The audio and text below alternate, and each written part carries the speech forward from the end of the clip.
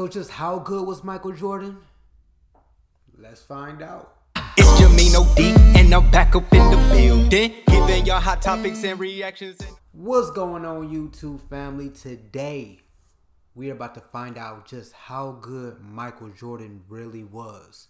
I am a LeBron James fan. I'm going to keep it real. You know, LeBron, one of my GOATs, you know what I'm saying? LeBron, Jordan, Bird, Shaq, you know what I'm saying? Just to name a few. I got like, 7 or 8 GOATs in that tier. But we about to just see, man, how good was this guy, man? The shoes still selling out. People still talk about this guy to this day. Till this day. Michael Jordan scored 50 points or more in the playoffs 8 times, more than Kobe, KD, LeBron, and Wilt combined. Jordan also had the most 40-point playoff games, more than Kareem, AI, Steph, and D-Wade put together. In fact, MJ is the only player in NBA history who had more 40-point career games than games where he scored less than 20 points. Jordan's godlike... Bro, they ain't waste no time, bro. They ain't waste no time. This is already impressive. I can't even lie. I mean, god dang. More 40-point career games than games where he scored less than 20 points. Jordan's godlike aura, brutal trash talk, and physical dominance put fear in opponents' hearts. And while they had to get a good night's sleep before facing the Bulls, Jordan could drink and smoke cigars before the game and still drop 40. His airness made it look easy, and he proved it when the games were on the line. Game on the line, who would take the last shot? Me. 28 times Jordan scored the game-winning shot, including 7 game winners in the playoffs. And MJ wasn't just a scorer. He had the most first-team all-defense selections ever with 9. He's the all-time blocks leader by a guard and has the most seasons with over 200 steals, with 6. In 1989, when the Bulls lost their starting point guard, Coach Doug Collins made Jordan play the point, and he notched 10 triple-doubles in 11 games, averaging 30 points, 11 assists, and 9.5 rebounds per game. Between 1991 and 1996, MJ played 13 consecutive playoff series where he averaged more than 30 points per game. Bruh, I'm not gonna lie. I'm not gonna even lie. This is very impressive, man. I'm not gonna even front. I'm not gonna even front, man. I'm an honest person. This is insane. This is insane so far. MJ played 13 consecutive playoff series where he averaged more than 30 points per game, retiring with 6 rings, 5 MVPs, and a 6-0 record in the final. But despite his seemingly invincible legacy, Jordan did have some weaknesses. MJ led the NBA in field goal attempts 9 times during his 13 years in Chicago, and he was a bit of a ball hog, especially in his early career. Jordan also had some bad playoff games, and he certainly wasn't the most pleasant teammate. So, how good was Michael Jordan actually? And is he really the GOAT?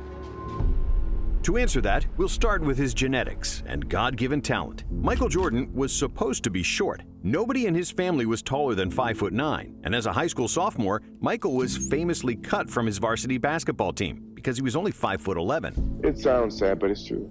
However, the Jordans were blessed with supreme athleticism. Just look at Michael's older brother Larry, who could dunk at 5'8". So, when an unexpected growth spurt pushed Michael to 6'6", he became unstoppable. By the end of his high school career, Jordan was averaging 27 points, 12 rebounds, and 6 assists. But despite his unreal speed and athleticism, young MJ was still... Man, it was destined. It was destined. Everybody in your family like 5'9", and you go to 6'6". That's insane. That's crazy. I'm not going to even lie, bruh. I wish I got lucky like that. Why it couldn't happen to me? But one thing, man, my GOAT, he ain't never been cut. I'm just trolling, y'all. I'm just trolling. I have a tier. Assists. But despite his unreal speed and athleticism, young MJ was still an unpolished gem because he really only played 2 years of high school basketball. As a freshman at UNC, MJ averaged a modest 13 points, 4 rebounds, and 2 assists per game. He was the 3rd leading scorer on the team behind James Worthy and Sam Perkins, and his fundamentals, ball handling, and confidence weren't yet at a super high level. But all that changed in the 1982 NCAA Finals, when Michael hit a game-winning shot against Patrick Ewing. winning the national championship. 18. Shot. Jordan. North Carolina has won the 1982 NCAA championship. Jordan said this was the biggest turning point of his career because after that, his confidence was through the roof. That turned my name from Mike to Michael Jordan. It gave me the confidence that I needed to start to excel at the game of basketball. In the next 2 seasons, Jordan continued his basketball education under Dean Smith and became a complete player. He averaged 20 points per game, was a consensus first-team All-American, and as a junior in 1984, he was named Collegiate Player of the Year. But based on his college career alone, it was hard to predict that Jordan would reach the pinnacle of the NBA. After all, many great players who came before Michael had far better college careers, including Kareem, Magic, Bird, Bill Walton, Bill Russell, Oscar Robertson, David Thompson, Pete Maravich, and a few others. Because of his relatively modest numbers in college, and because the 80s were the era of the big men, Jordan was selected 3rd in the 1984 NBA draft, behind centers Hakeem Olajuwon and Sam Bowie. He's only 6'6", so how much can he really do? We wish he were 7'1", but he isn't. However, it took just 2 practices for the Bulls coach to call the general manager and during that time period, like centers, power forwards, they ruled the NBA. They were the top guys, because back then the game was played from the inside out. That's how the game was. Wasn't a lot of 3-point shooting, man. You dominated with your big men. Big men were gold then, y'all. Gold. So 6'6" going that high in the draft, that's very impressive. Very. Hey, you didn't mess up the draft this time. For the first day in practice, my mentality was whoever is the team leader on that team, I'm going after him. And I'm not going to do it with my voice because I had no voice. I have to do it with the way that I play. When the season started, it took Jordan only 3 games to score over 30 and 9 games to eclipse 40. By the end of the first month, it was obvious that Jordan was supposed to be the first overall pick. While Olajuwon looked like a star, Jordan was more like a supernova because there was nobody in the league faster than him. It seemed almost unfair how he blew past opponents with just a single step who had no answer for his drives to the basket. On top of his speed, Jordan was also the most athletic player in the NBA with an unmatched vertical jump and hang time. When he drove to the cup, it looked like he was a fighter jet, and his quickness served as a runway for his vertical takeoff. When MJ raised up for a jump shot, it seemed like nobody was ever guarding him because the laws of gravity didn't seem to apply to Michael. Defenders could jump at the same time, but as they would inevitably fall down, Jordan would continue to float in the air and shoot completely unbothered. How's the transition been from college to the NBA? Well, I think it's been pretty easy. Thanks to his high-flying feats and insane dunks, Jordan quickly became the most popular player in the NBA. So it only made sense that in 1986, he got voted to the All-Star game, despite playing just 3 games up to that point due to an ankle injury. And that same year, in the playoffs, he set a playoff scoring record with 63 points against Boston. But it was an incredible playoff performance. I've never seen it before, and I had never seen it after. That wasn't Michael Jordan out there. It was God disguised as Michael Jordan. Yo, for Larry Bird to have said that, that's huge, guys. That's huge. That's like the clutchest player of all time. This dude 6'9", could do everything. I mean, the original trash talker, man. He backed it up. Whatever he said he was going to do to you, he was going to do to you, man. So for Larry Bird to say that, that's the highest praise that you can get at that time. I'm telling you. Seen it after.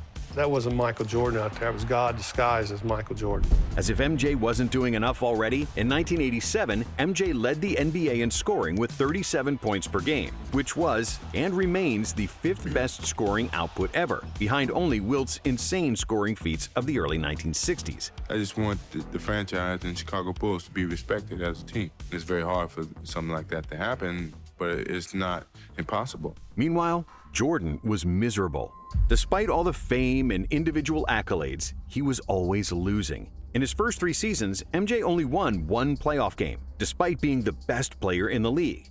But after the Bulls GM Jerry Krause drafted Horace Grant and Scottie Pippen, his life would change forever. In 1988, MJ averaged 35 points on 54% shooting, with 6 rebounds and 6 assists, winning his first career MVP. Because he also led the NBA in steals with 3.2 plus 1.6 blocks per game, Jordan won the Defensive Player of the Year, and he is still one of only 5 players ever to win Defensive Player of the Year and MVP.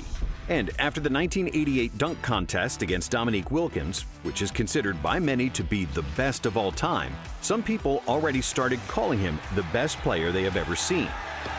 That's got to be a 50. But none of that mattered, because the most important thing to Jordan was winning. And now with Pippen and Grant on the team, the Bulls had their first 50-win season since 1974. Chicago then finally advanced in the playoffs, winning the first round over the Cavaliers, with MJ averaging an insane 45 points per game. However, in the second round, a more experienced Pistons team defeated the Bulls pretty easily for game 1. That's wild. That's wild. If you know, man, Scottie Pippen, he helped change that squad, man. 'Cause you know, Jordan ain't never won a championship without Scottie Pippen. Scottie Pippen was a huge asset to that team. Scottie Pippen could do a whole lot. He was a very versatile player. A very versatile player, guys. With MJ averaging an insane 45 points per game. However, in the second round, a more experienced Pistons team defeated the Bulls pretty easily, 4 games to 1. It was proof that individual greatness doesn't translate to playoff wins, a lesson Jordan had yet to learn. But that didn't make him any less entertaining to watch.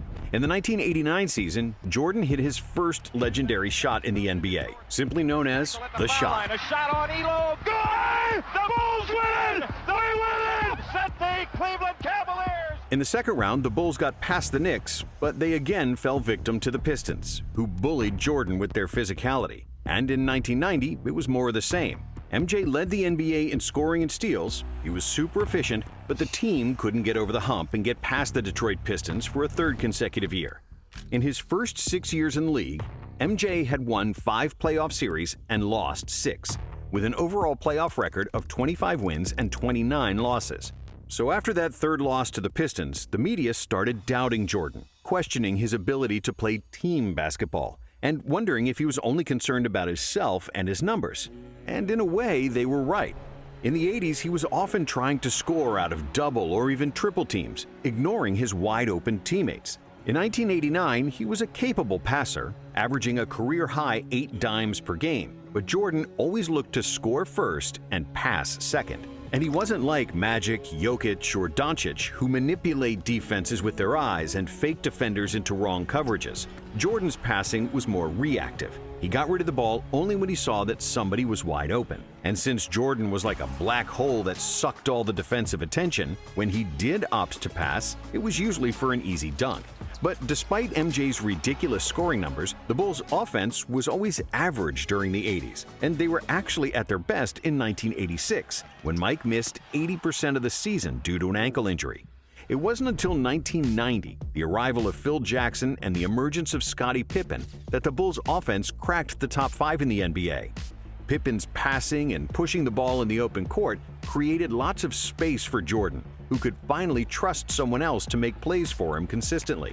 But Pippen's value was maybe even more pronounced on the defensive end. With an enormous wingspan, agility, and a motor to cover multiple players on one possession, Scottie was just what Michael was missing. Pip's presence allowed Michael to play free safety on defense, jump into passing lanes for steals, and he didn't need to waste his energy guarding the best opposing player, because Scottie usually did that. And after agonizing defeats against the Pistons, MJ decided to bulk up, which was unprecedented at the time. Players didn't spend much time in the gym, and if you look at all the players in the 80s, they looked lean, but hardly anyone was super muscular. So when MJ returned for the 1990... All right, y'all heard it there. Most of the players back then was lean. They're bigger. In today's time, I said that. Y'all got on me. But it's the truth. The truth is the truth, man. Technology changes with time. But, you know, with that Scottie Pippen thing and Michael Jordan, probably the best defensive duo in the NBA that we ever seen. Ever. I mean, they were tenacious on the defensive side, man. Very versatile group right there, man, with those two guys. But hardly anyone was super muscular. So when MJ returned for the 1991 season, he was still super quick, athletic, and could contort his body in the air like no one else. But this time around, he was also much stronger, which allowed him to absorb contact better and bully smaller players with his size. What also helped Michael was the arrival of coaches Phil Jackson and Tex Winter, who instituted the triangle offense, which was based on cutting in open spaces and playmaking out of the post. If executed properly, the triangle was believed to be the most optimal offense to optimize spacing. MJ didn't have to bring up the ball all the time and force his shots, and he was receiving the ball closer to the basket, where he'd bully smaller defenders and dominate like never before. Even though Jordan was phenomenal from the moment he stepped into the NBA, in 1991, he was at his best, and he won his second MVP award. The 91 Bulls had the best offense in the NBA, and they crushed the opposition in the Eastern Conference. They swept the Knicks, beat the 76ers in 5, and then finally got their revenge against the Pistons. This time, it wasn't even close, as Detroit was on the decline after 3 straight NBA Finals trips, while the Bulls were ascending. MJ swept Isaiah and the Pistons, who famously left before the final buzzer of Game 4, refusing to shake the Bulls' hands. We finally got over the hump of loser's mentality. We were starting to become a winning franchise. And, the sky was the limit. But in the NBA Finals, another legend awaited, Magic Johnson. And it seemed like the 5-time NBA champion still had the upper hand when the Lakers defeated the Bulls at home in Game 1. That is, until Phil Jackson made the adjustment to have Pippen guard Magic, which turned the series around. And in Game 2, Jordan dazzled the world with another iconic move, switching hands mid-air to score an acrobatic layup.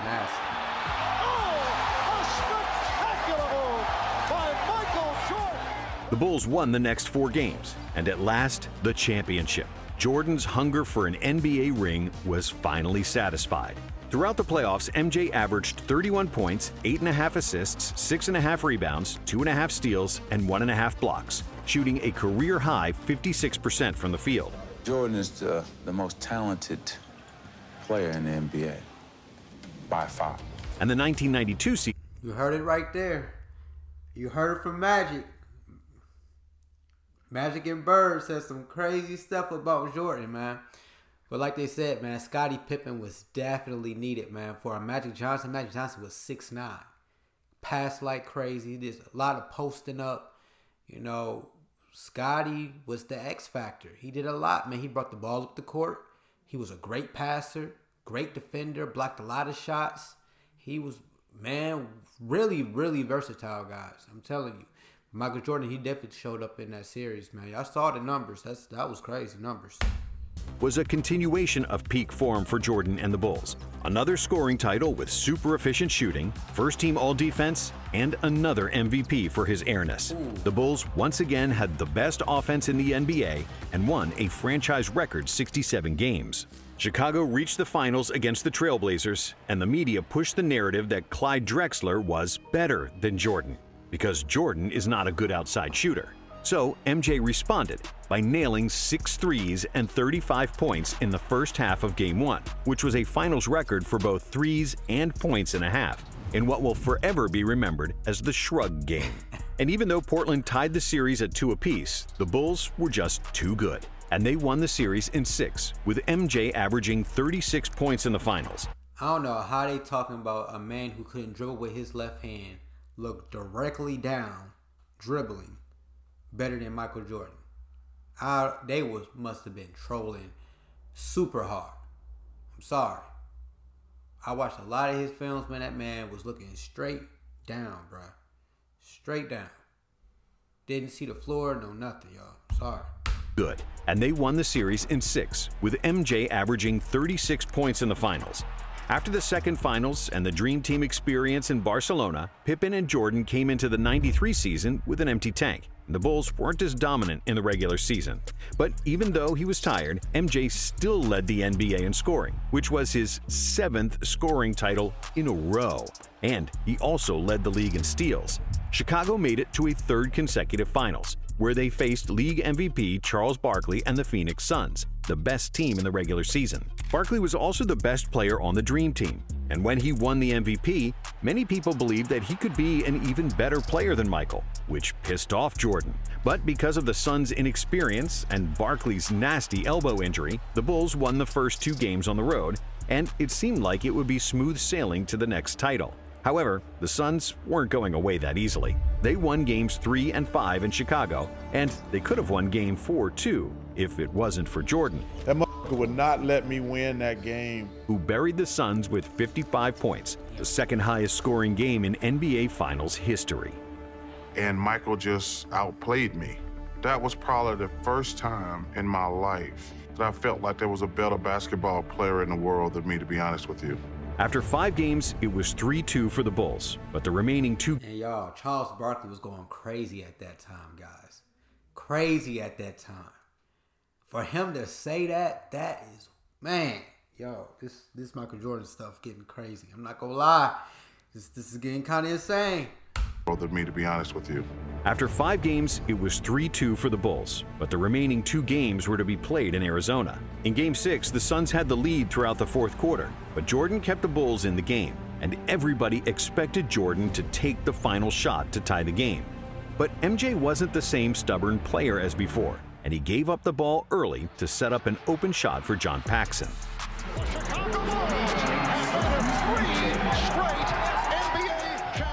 That was it. A three-peat, and MJ's legacy was set. Jordan finished the '93 finals with averages of 41, 8, and 6 on 51% shooting and 40% from 3.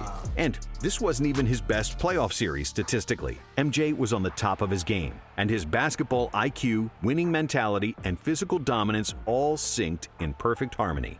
Jordan showed his otherworldly ability to beat an opponent one-on-one, separate double teams, attack the rim, but also to find open teammates. If we compare the 1993 Jordan to his early NBA years, the growth was evident.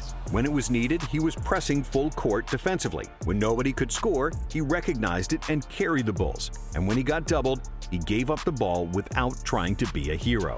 In terms of basketball skills, Jordan was physically a much stronger player who became a master of footwork and post-up game. When he reached the desired position with his back to the basket, he'd turn and stay in the air for what felt like an hour longer than his opponent, only to hit a patented turnaround jumper clean as a whistle.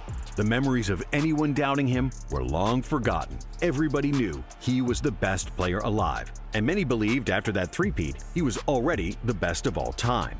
My love for this game is strong. I'm going to be here as long as my love is strong, Jordan told reporters after the finals in a champagne-soaked locker room. However, just 1 month later, his father was killed, and Jordan retired from basketball for a year and a half. The love for basketball was put on hold.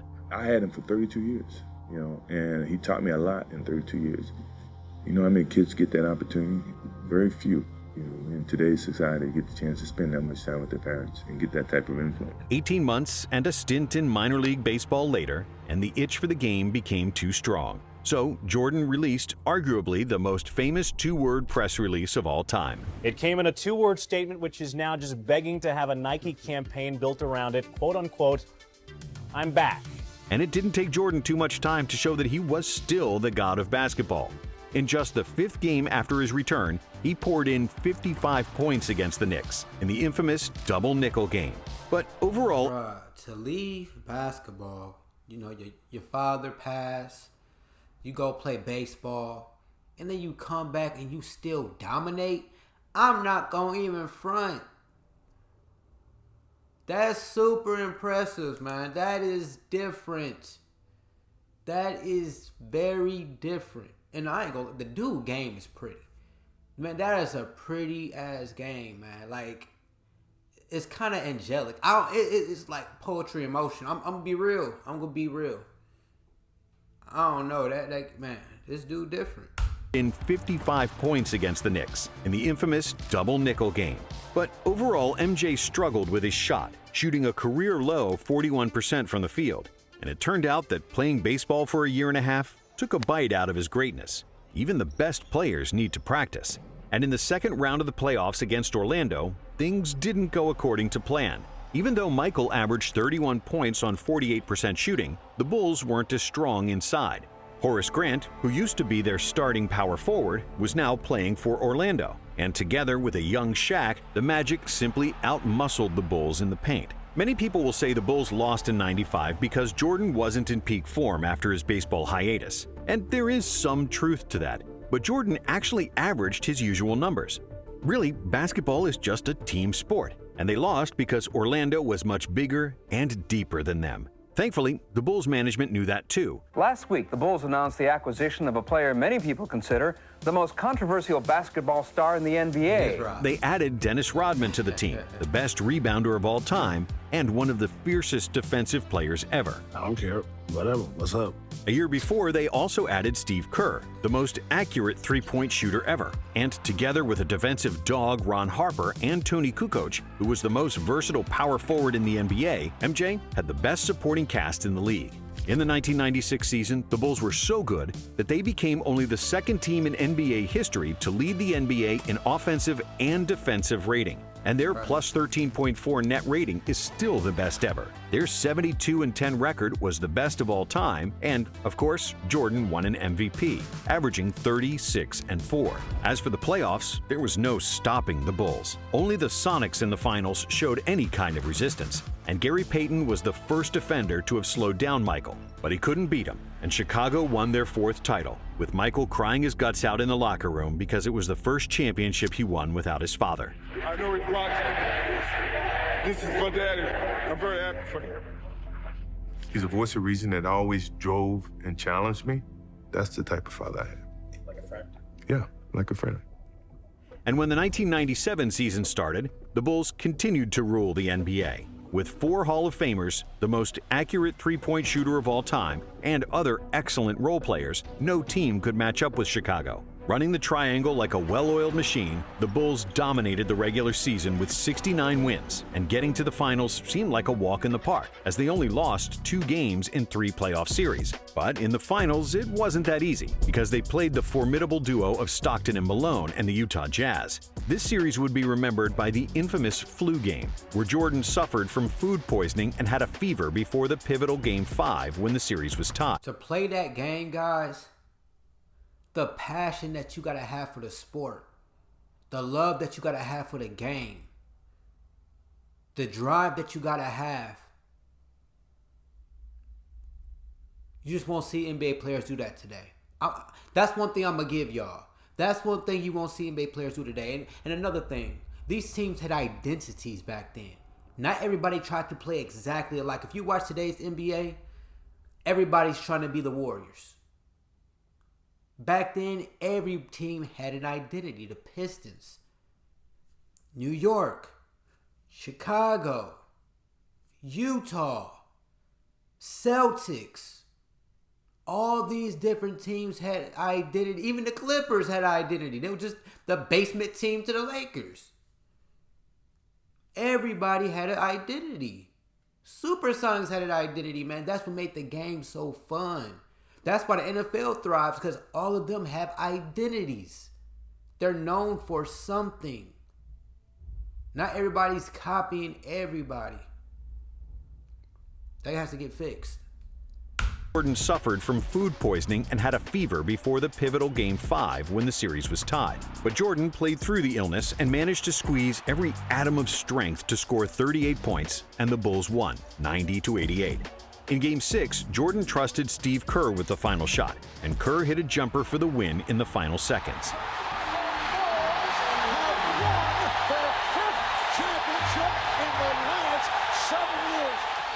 However, when the 1998 season started, the Bulls were running on fumes. Pippen had injury problems and disputes with management, and Rodman was more reckless than ever. But they still had Michael. Even though he wasn't as athletic as before and his efficiency decreased, Jordan was still capable of winning games by himself. The Bulls finished with 62 wins despite Pippen missing half the season, and that's why Jordan was named NBA MVP for the 5th time. In the playoffs, the Bulls survived the Indiana Pacers in the Eastern Finals, winning Game 7 by 5 points. And then, in the finals, Utah awaited again, hungrier than ever. In a tough defensive series where neither team scored 100 points, Jordan proved his clutch factor once again, hitting arguably the most famous shot in NBA history over Byron Russell. Jordan, open! Until this day, I'm going to say straight up push off. I'm sorry. It was a push off. I don't care what they didn't call it. It was a push off. All right, it's push off. Nice shot, push off. Nice shot, push off. Nice shot, push off. Okay? It was definitely a push off. But it was a nice shot, man. Like, he looks like that Bulls, him in a Bulls uniform is just like so iconic, man. I can't even lie. I'm a LeBron fan. I'm saying this, man. I'm not gonna lie. His shot in NBA history over Byron Russell. Jordan, open, Chicago with the lead. 6 championships in 8 years, with 6 awards for the Finals MVP, and Jordan achieved basketball immortality. And if this is the final chapter, what a way to close the book. After 1998, Jordan retired for the second time, which was the end of his prime, and we can sum up his career with the Bulls in 3 parts. The first part being between 1984 and 1990, when he was easily the most athletic player in the NBA, a scoring machine beating players with speed and leaving defenders stuck in the mud. But basketball is a team sport, and Jordan didn't have enough quality teammates around him, and those who he did have, he didn't trust. The second part was the first three-peat, when he slowed down a bit and wasn't going 100 miles per hour on every possession. MJ was then physically stronger, he became a master of all facets of the game, improved his shot, and started trusting his teammates. And then came the second three-peat, where the Bulls had the deepest and most versatile team in the NBA. The Bulls with Pippen, rookie Kukoc, and Kerr won 55 games in the 1994 season, and they played without Jordan, Rodman, and Harper, who was maybe the most underrated teammate MJ ever had. When they all got together in 1996, it was game over for the league.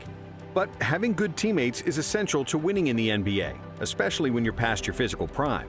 Jordan lost a chunk of his quickness during the second three-peat, but that's like when a Ferrari loses 100 horsepower. It's still faster than almost anything else on the road. And that answers the question, how good was Michael Jordan actually? Even when he wasn't at his best, Jordan was still the best player in the league. If you divide his career into 3 parts, each part would suffice for a Hall of Fame career. In his first 6 seasons, Jordan didn't win a ring, but he was the most electrifying athlete the NBA had ever seen, with unreal stats and winning all possible accolades. The first three-peat was Jordan at his best, showcasing a level of basketball that's rare and few, if any, have touched.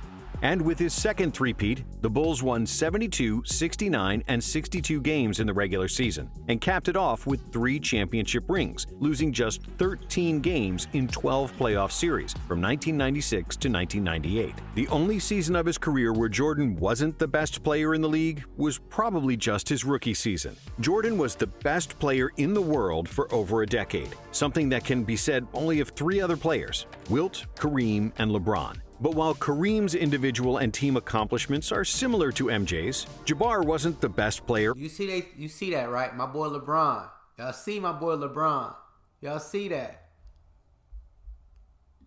Team for 3 of his 6 championships, and he only has 2 Finals MVPs compared to Jordan's 6. Wilt's scoring numbers from the 60s were impossible to reach even for Jordan, but he only won 2 titles and was constantly losing to Bill Russell.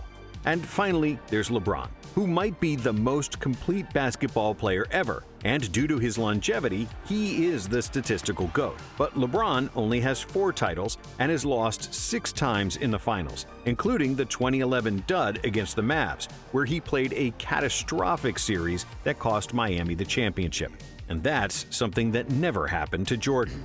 And because of his decade of dominance, a 6-0 record in the finals, with 6 Finals MVPs, and the biggest impact on NBA popularity worldwide, it's hard to say that Jordan wasn't the greatest player to ever touch a basketball. Speaking of Jordan, we've got another video about him and Pippen you simply can't miss. Oh, man. So he got Jordan as the GOAT. And I ain't mad at it. As long as you have Jordan, LeBron, Kareem, Larry Bird, Shaq. I know I'm missing a few others. I got a few others. Tim Duncan is in there for me. As long as you have them in there, I'm not even mad at you. Got one of those players. I know I'm missing a few. I don't care who you pick as your GOAT. It's like, it's up to you, man. You can't go wrong. But what's going to happen is you got to have the right players around them. As you can see, even Jordan needed good players around him. You can't do this thing by yourself. So, man, that's my reaction, guys. Jordan was truly, truly one of a kind. I'm not going to lie, man. I think people are still in awe. NBA players still in awe of Michael Jordan. It's like he's walking on clouds. And I get it. I get it, man. That was like the golden era of basketball, man. You know, Magic and Larry, they started this thing, though, man. We got to give them their props. That's my reaction for today, man. Y'all hit that like button, smash that subscribe button. I'm about to get up out of here. It's JAMEENOD, boy. It's JAMEENOD, and I'm back up in the building, giving y'all hot topics and reactions, and I'm feeling. Comment your suggestions and I got ya. And be sure to leave a like and subscribe to the channel. Oh my, I got another one.